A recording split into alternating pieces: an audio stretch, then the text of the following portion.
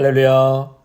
아름다운 가족 여러분 안녕하세요. 오늘은 9월 27일 수요일 새벽 예배 하나님께 드리겠습니다. 본문 말씀은 히브리서 12장 12절에서 17절 말씀 먼저 나누고요. 또 잠시 후에 18절에서 29절의 말씀 보도록 하겠습니다. 먼저 12장 12절에서 17절입니다. 그러므로 피곤한 손과 연약한 무릎을 일으켜 세우고 너희 발을 위하여 곧은 길을 만들어 저는 다리로 하여금 어그러지지 않고 고침을 받게 하라. 모든 사람과 더불어 화평함과 거룩함을 따르라. 이것이 없이는 아무도 주를 보지 못하리라. 너희는 하나님의 은혜에 이르지 못하는 자가 없도록 하고 또 쓴 뿌리가 나서 괴롭게 하여 많은 사람이 이로 말미암아 더럽게 되지 않게 하며 음행하는 자와 혹 한 그릇 음식을 위하여 장자의 명분을 판 에서와 같이 망령된 자가 없도록 살피라. 너희가 아는 바와 같이 그가 그 후에 축복을 이어받으려고 눈물을 흘리며 구하되 버림바가 되어 회개할 기회를 얻지 못하였느니라. 아멘. 어제 말씀을 이어서 계속해서 오늘 말씀 또 보도록 하겠습니다. 히브리서 저자는 그리스도인을 경주자에 비유하고 있죠. 오늘 12절과 13절에 보면 피곤한 손과 연약한 무릎을 일으켜 세우라고 당부합니다. 이 피곤한 손은 이제 더 이상 경기를 지속할 수 없다. 이렇게 빈약한 경주자의 모습을 의미하고 있고요. 또 연약한 무릎, 이것은 경기를 포기하고 싶고 주저앉고 싶은 그런 경주자의 모습을 의미합니다. 그래서 저는 다리는 피곤하고 지친 상태를 말하는 것이고요. 곧은 길, 이것은 구부러진 길, 대조되는 것으로 의의 길을 의미하는 것입니다. 지쳐있는 성도들이 하루속히 치유되고 회복되기를 바라면서 이제 구부러진 길, 곧 배교에 이르지 않도록 주의하라고 당부하고 있는 것입니다. 자, 그러기 위해서는 오늘 13절에 보니까 저는 다리로 하여금 어그러지지 않도록 고침을 받게 하라. 그래서 먼저 치유가 되고 회복이 돼야 하는데, 그러기 위해서 오늘 히브리서 저자는 14절에 예배와 말씀과 기도에 대한 얘기보다 14절에서 모든 사람과 더불어 화평함과 거룩함을 따르라. 이것이 없이는 아무도 주를 보지 못하리라. 뜻밖의 얘기를 하고 있는 것이죠. 다시 말해 영혼의 화평이 있어야 하나님도 보이고 거룩함을 따를 수 있게 된다는 것입니다. 여러분, 저부터도요, 이 마음이 깨지고 불편하면 참 말씀을 전하는데 얼마나 어려운지 모릅니다. 이 가정에 불화가 있고 화목하지 못하면 밖에서도 일이 안 되고 마음이 가시방석 아닙니까? 화평이 깨지면 그런 지옥이 없습니다. 자녀들도 화목하지 않은 가정에서는 여러 가지 문제가 생기는 것을 보게 되는데요. 그래서 잠언 17장 1절에서는 이런 말씀을 하고 있습니다. 마른 떡 한 조각만 있고도 화목하는 것이 제육이 집에 가득하고도 다투는 것보다 나으니라. 아멘. 그러니까 화평과 화목 없는 부가 무슨 소용이 있는가, 이런 말씀을 하는 것이죠. 가와 만사성, 이 고사성어의 뜻, 집안이 화목하면 모든 일이 잘 되어 나간다라는 말이 있는 것처럼 화평이 우선이요 근본이라는 것입니다. 그러니까 우리가 신앙생활하는데 다른 것보다도 여러분 가장 큰 어려움이 사람과의 관계가 아닌가 싶습니다. 이 화평을 이루지 못할 때가 가장 큰 문제라고 생각되는데요. 이 화평이 깨지면서 하나님이 안 보이기 시작합니다. 그래서 하나님을 보기 위해서 또 우리가 은혜를 받기 위해서는 더불어 사람과 화평하라고 말씀하는 것입니다. 예수님께서도 팔복에서 마태복음 5장 1절 이하에 보면 두 가지의 축복을 말씀하시는데, 화평케 하는 자는 복이 있나니 저희가 하나님의 아들이라 일컬음을 받을 것이요 마음이 청결한 자는 복이 있나니 저희가 하나님을 볼 것이다. 이 두 말씀을 종합해서 보면 너희는 화평함과 거룩함을 쫓으라. 이것이 없이는 아무도 주를 보지 못하리라 말씀하고 있습니다. 성도 여러분, 하나님의 얼굴을 보기 위해서, 즉 하나님께 예배하는 절대적인 조건으로서는 화평과 거룩함을 지금 말씀하시는 것입니다.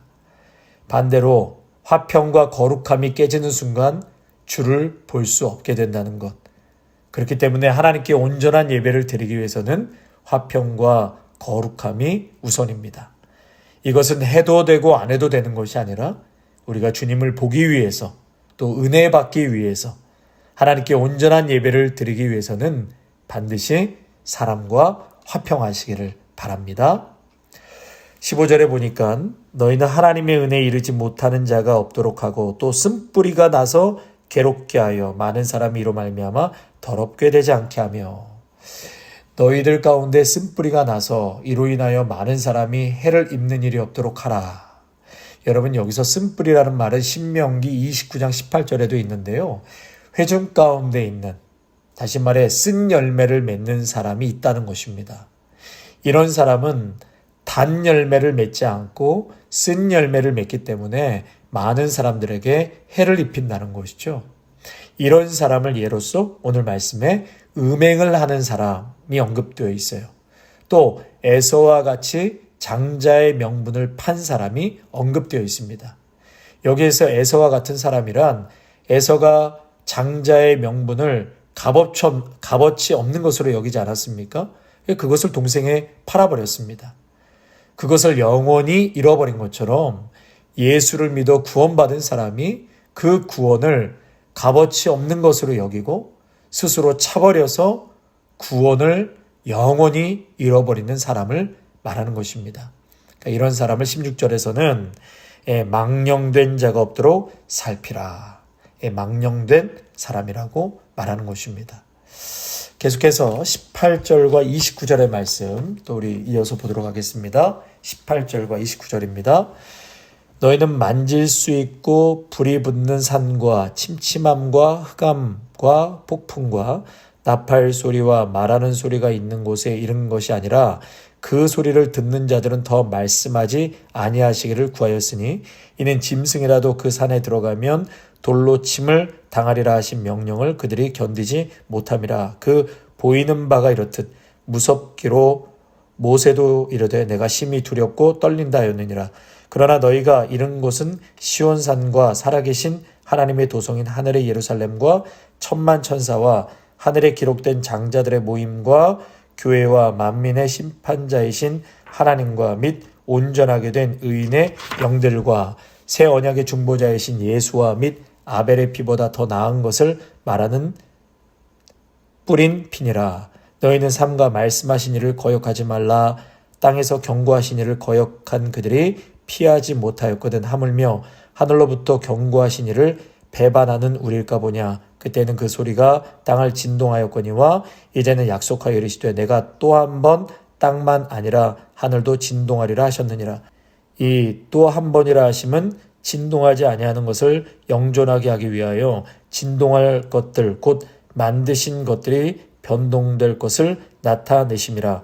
그러므로 우리가 흔들리지 않는 나라를 받았은즉 은혜를 받자 이로 말미암아 경건함과 두려움으로 하나님을 기쁘시게 섬길지니 우리 하나님은 소멸하는 불이심이라. 아멘. 여러분 이렇게 본문만 읽어서는 이 12절의 이 본문의 내용을 이해하기가 참 어렵습니다. 그래서 제가 나름대로 잘 설명을 해보고요. 우리 성도님들도 경청하셔서 하여튼 이해가 되는 데까지 이해하시고 또 그렇게 우리 성령께 또 맡기는 그런 시간이 되었으면 좋겠습니다. 18절에 너희들이 이른 곳이라는 표현이 나오는데요. 여러분 시내산을 말하는 것입니다. 그래서 오늘 제목이 시내산의 방향과 시온산의 방향 이렇게 얘기했는데 시내산과 시온산 이 두 산을 비교하면서 결국은 옛 언약과 새 언약에 대한 그러한 비교하면서 말씀을 주고 있는 것입니다. 이렇게 그림을 그리고 이제 말씀을 보시면 조금 더 쉽게 이해가 될 거라고 생각됩니다. 그래서 너희들이 이른 곳, 다시 말해서 시내산이죠. 이스라엘 민족은 출애굽하여서 시내산에 이르렀습니다. 그곳에서 시내산에 하나님의 영광이 임했죠. 시내산에 하나님의 영광이 임할 때에 그 산은 사람이 손으로 만질 수 없는 산이 됐죠. 그리고 그 산에는 불과 폭풍이 일어났다는 것입니다. 이 출애굽기 20장 19절에 보면은요. 그때 이스라엘 사람들이 모세에게 말하기를 당신이 우리에게 말하소서 우리가 들으리이다.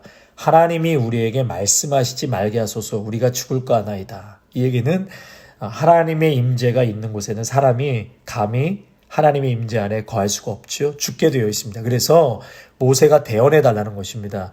그 말씀이 오늘 19절에 있는 것입니다. 그 소리를 듣는 자들은 더 말씀하지 않으시기를 구했다. 이것이 바로 이 내용인 것이죠. 하나님의 임재로 인해 나타나는 현상들이 사람들로 하여금 경외심을 갖게 하여 하나님의 음성 듣기를 겁냈다는 것입니다. 그리고 20절에 보면 짐승이라도 산에 이르거든 돌로 침을 당하리라 이렇게 말했는데 당시에 시내산에 하나님의 영광이 임했을 때 그 산에 어느 누구도 접촉할 수가 없잖아요. 동물도 마찬가지입니다. 동물이 갔을 때 인간이 만질 수가 없기 때문에 돌을 던져서 그 동물을 죽일 수밖에 없다. 이제 그 얘기를 하는 것이고요. 21절에 보면 심지어 모세도 하나님의 임재 앞에서 내가 심히 두렵고 떨린다라고 했습니다. 여러분 오늘 본문을 이렇게 주의하지 않으면 이해하기가 쉽지 않은 그런 내용이라고 할 수 있겠습니다. 그래서 이런 묘사들은 무엇을 나타내는가? 결국 이스라엘이 시내산에 이르렀을 때 하나님의 영광이 그 산에 임했을 때 인간으로서는 두려움을 가질 수밖에 없었다라는 것을 지금 나타내고 있는 것입니다.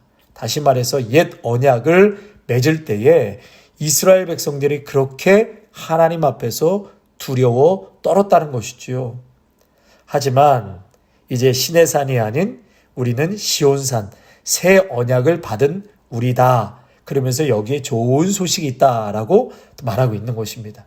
우리는 더 이상 시내산에 있지 않고 시온산에 와 있다. 22절에 그러나 너희가 이른 곳은 여기서 중요한 것은 이른 곳이란 단어인데요.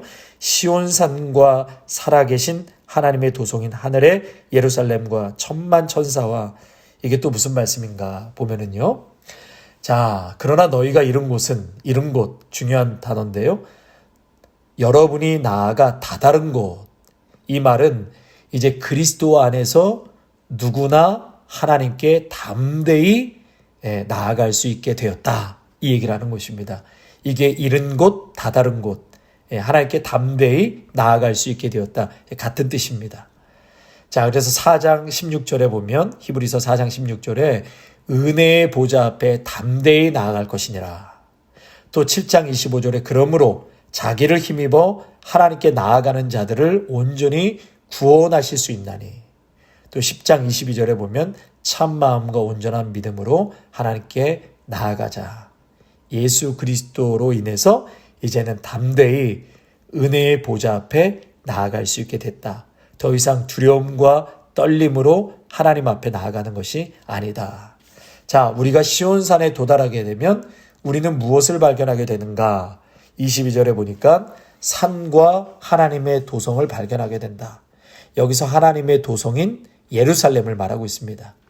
시내산에서는 사람들이 하나님의 말씀과 임재가 죽음을 불러온다는 그런 두려움을 가지고 있었다면 이 시온산에서는 어느 누구도 두려움으로 인해 떨 필요가 없다. 왜냐하면 이곳은 사랑이 많으신 하나님의 도성이기 때문이다. 이러한 시온산에 도달하게 되면 또 무엇을 발견하게 된가? 둘째는 천사와 장자들을 발견하게 된다. 22절과 23절이죠. 이 하늘 도성의 시민들, 천사들로서 그 숫자가 수도 없이 많다는 것입니다. 또한 하늘에 기록한 장자들의 총회를 볼 수 있다. 이 얘기는 이 장자라는 것은 결국은 세례받은 하나님의 자녀를 말하는 것입니다.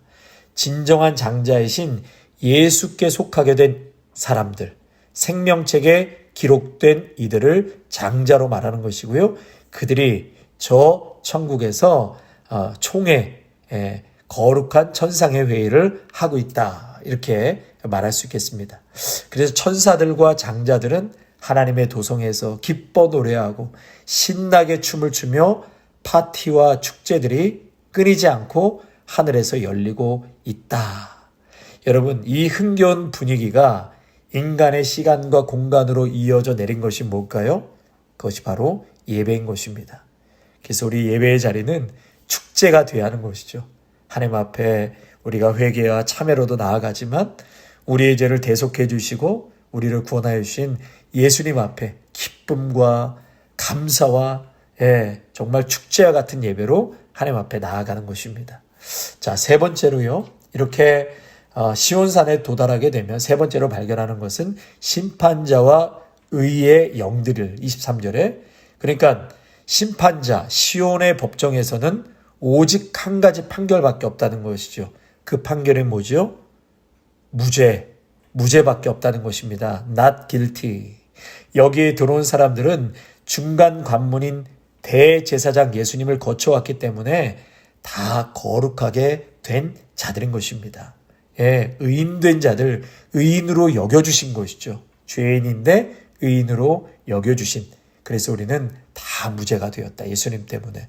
자, 네 번째로 예수님의 뿌린 피를 보게 된다는 것이죠. 그러면서 아벨의 피와 예수의 피를 비교하고 있는데 여러분 아벨의 피는 땅에서 하나님에게 자기가 무고하게 죽었다는 것을 인정받기 원했지요.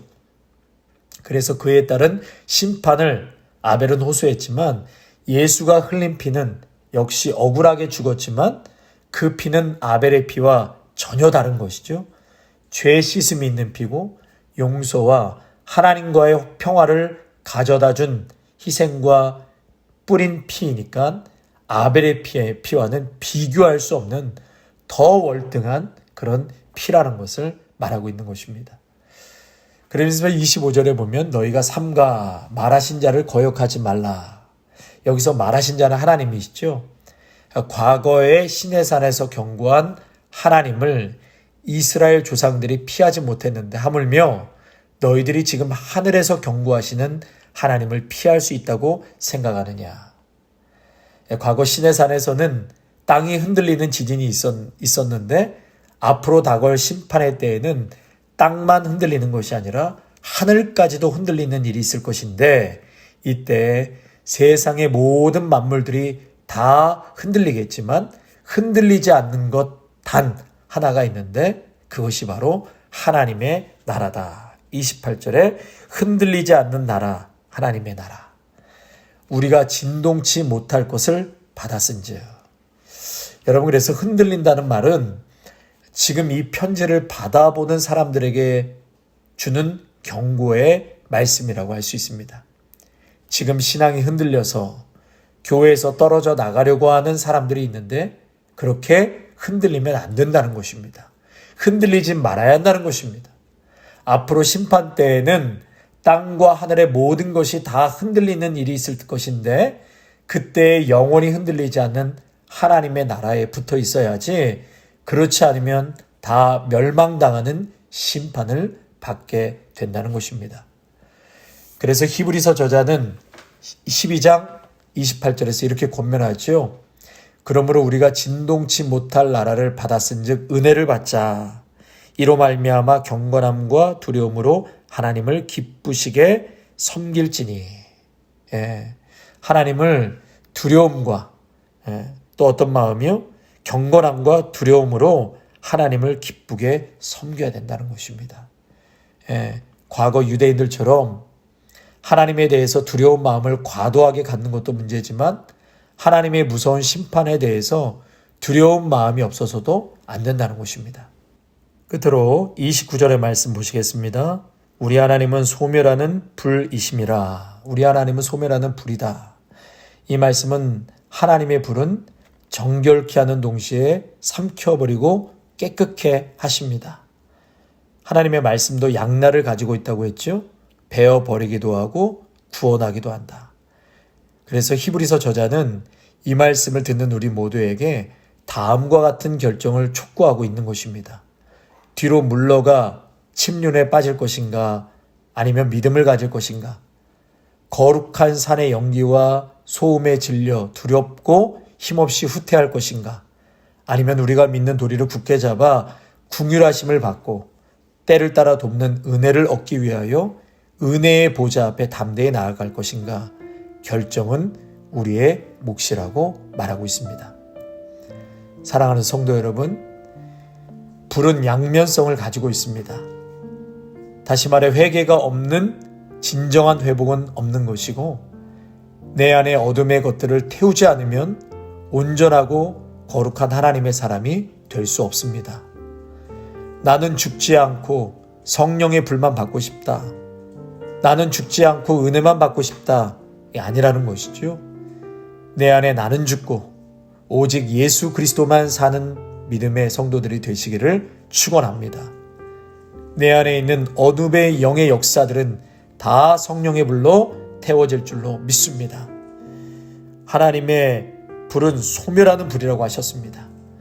내 안에 모든 더럽고 경건치 못하고 불신앙적인 것들이 다 성령의 불로 태워지기를 소망합니다. 마땅히 새 언약 백성으로서 범사의 경건함과 두려움으로 하나님을 예배하는 자들이 다 되시기를 주님의 이름으로 축원합니다. 아멘. 하나님 아버지, 하나님은 소멸하는 불이라고 말씀하셨사오니 내 안에 더러운 것들을 다 소멸하여 주시옵소서. 성령의 불로 어두운 감정을 태워주시고 부정적이고 원망하는 더러운 마음을 태워주시옵소서. 또한 더불어 화평과 거룩함을 따르라. 그렇지 않고서는 아무도 주를 보지 못하리라 말씀하였사오니 먼저는 내 안에 또 사랑과의 관계 속에서 화평함을 허락하여 주시고 그 화평함을 통해서 거룩함을 따름으로 주님을 날마다 배움는 은혜의 삶을 살아가게 하여 주시옵소서. 오늘도 우리가 따르고 걸어가는 곳은 신의 산이 아닌 시온산인 줄로 믿습니다. 이미 예수님으로 인해서 의대받은 믿음의 성도들이 마땅히 걸어가야 할 그 시온산, 오늘도 바라보면서 은혜 안에 하나님 그 길을 걸어갈 수 있도록 복 내려 주시옵소서. 예수님의 이름으로 기도하옵나이다. 아멘.